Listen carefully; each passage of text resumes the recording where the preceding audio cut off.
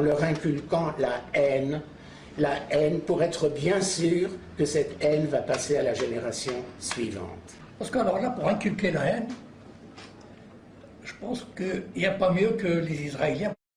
Jacob Cohen, qui est un Français juif marocain, dont nous vendons le livre, là, Le Printemps des Sayanim, et qui est typiquement ces juifs marocains qui sont très antisionistes parce qu'ils reprochent à Israël ce qu'ils ont fait finalement aux juifs marocains. Il faut savoir que les juifs marocains vivaient très bien au Maroc, en bonne intelligence avec leurs frères, on va dire leurs frères berbères, parce que finalement ils étaient de la même... qu'ils soient musulmans ou juifs, ils étaient de la même ethnie et ils vivaient depuis des siècles ensemble.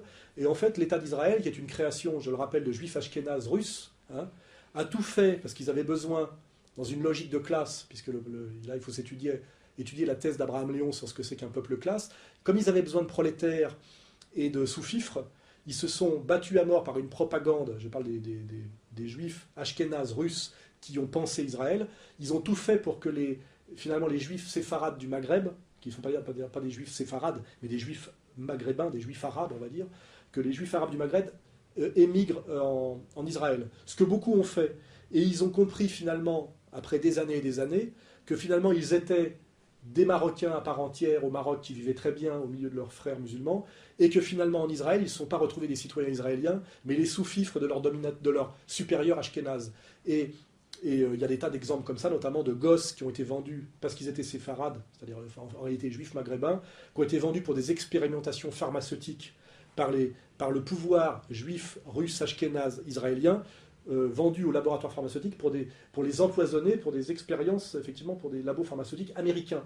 Et c'est des drames terribles. Il y a en réalité, à l'intérieur de l'État d'Israël, un mépris racial des juifs ashkénazes pour les juifs séfarades. Et ce qui est d'ailleurs assez étrange, c'est que les plus sionistes en France sont les petits juifs séfarades issus de la, comment dirais-je, de la perte de l'empire colonial et issus de la fatalité du décret Crémieux, ce sont en général les plus sionistes, alors qu'en fait les sionistes historiques et authentiques, qui sont des ashkénazes russes, les prennent pour de la merde, les prennent pour des arabes et les méprisent. Hein. C'est assez ambigu. Et Jacob Cohen, qui a vécu toute cette histoire dans sa chair et dans sa famille, est très antisioniste parce qu'il reproche beaucoup à ces juifs sionistes russes ashkénazes leur mépris et leur manipulation de ces juifs maghrébins, notamment marocains, dont ils ont fait le malheur. Et il est très antisioniste. Et en fait, il le proclame. Et il s'est fait récemment, lui qui est juif marocain, agressé par la LDJ. Hein. Alors la LDJ, maintenant, il vitriole plus et casse plus la gueule comme il le faisait avec moi en 2004, parce que le rapport de force ayant évolué, leurs supérieurs hiérarchiques, parce qu'ils sont intégrés au système comment dirais-je, de communautaire juif, hein, ils ne sont pas du tout à la marge. Ils sont encadrés par des militaires israéliens et ils répondent en dernière instance aux directives du CRIF. Et on leur a conseillé, compte tenu de l'évolution du rapport de force, pour ne pas mettre en danger les juifs de banlieue, parce qu'il y a des juifs en banlieue qui vivent au niveau des maghrébins, au milieu des maghrébins et des musulmans, de faire des agressions symboliques. Donc maintenant ils mettent des drapeaux français, ce qu'ils ne mettaient jamais avant, et ils agressent avec de la farine et des choses comme ça, alors qu'avant ils cassaient les gueules. J'ai moi-même été ratonné 2 fois par la LDJ, je le rappelle. À l'époque ils ne prenaient pas de gants, hein. Ils ont simplement ratifié l'évolution des rapports de force. Donc ils ont humilié ce monsieur Jacob Cohen, qui signait son livre d'ailleurs dans le bar de Karim Achoui, voilà, parce qu'en le traitant de capot et de collabo.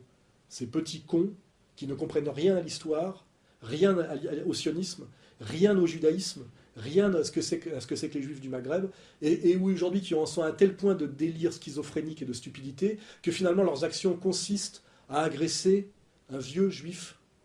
Voilà, on en est là aujourd'hui. Hein, voilà, où finalement cette double éthique a amené finalement, je dirais, à une schizophrénie, ou qui est vraiment cette maladie mentale, où à un moment donné, finalement, ils se frappent eux-mêmes. Hein, voilà. C'est très intéressant à comprendre, et c'est très intéressant à analyser à travers l'éclairage du bouquin de Gilad Atzmon que nous venons d'éditer, hein, dont le sous-titre est « Anatomie du peuple élu », et le titre « Quel juif errant ». Voilà, parce que lui, Atzmon, qui est un juif israélien, fait tout le travail d'introspection, qui n'est pas de la haine de soi, mais d'introspection, pour comprendre toutes les contradictions mortelles qui sont aujourd'hui à l'intérieur de la, comment dirais-je, de la conscience juive sioniste. Et lui, ce qui est intéressant, c'est sa conclusion, est la même que la mienne. Il dit que finalement, le pire, ce ne sont même pas les juifs de droite racialistes, mais les pires, ce sont soi-disant les antisionistes de gauche tribalistes, hein, c'est-à-dire dont le champion est pour moi monsieur Chomsky. Voilà. Et Gilad Atzmon arrive aux mêmes conclusions que moi sur ce sujet très, très complexe et très subtil, qui rejoint toutes les questions dont on vient de parler là. Hein, voilà. Donc soutien à Jacob Cohen, dont nous vendons le bouquin Le Printemps des Sayanim, que les petits jeunes de la LDJ, qui sont très souvent d'ailleurs des juifs arabes de la petite bourgeoisie, se posent des questions sur à quoi mène finalement leur combat, qui consiste finalement à les brutaliser des vieux juifs, quand même assez catastrophique quand une communauté finit par se découvrir que son ennemi est elle-même, hein, et que les gens qui veulent essayer de s'en sortir par le haut s'intéressent à ce que je dis et lisent, après avoir lu Israël Shahak, et après avoir lu Israël Shamir, et après avoir lu Bernard Lazare, qui lisent le dernier bouquin de Gilad Atzmon, dont je ferai la promotion ailleurs, et que nous coéditons et que nous vendons sur Contre-Culture. Voilà.